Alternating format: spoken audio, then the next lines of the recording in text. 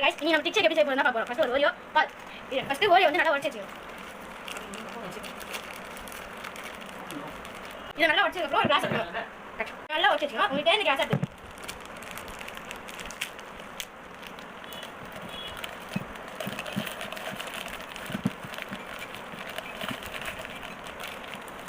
நல்லா உடைச்சு வச்சுக்கணும். நீங்க என்ன பண்ணனும்? பால் ஊத்துறதுல ஒரு தேவையா அளவுக்கு பால் ஊத்தணும்.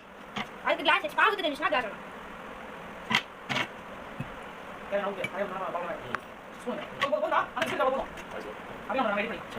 ஸ்பூன் எடுத்து வந்துடுறேன். ஸ்பூன் எடுத்து அப்படியே கலக்கி வச்சுக்கணும். அதாவது வந்து பாலும் இந்த பிஸ்கெட்டும் சேர்ந்து இந்த கலர் மாறுற மாதிரி மாறினால வந்து கொஞ்சம் ரெடியாக இருக்கணும்.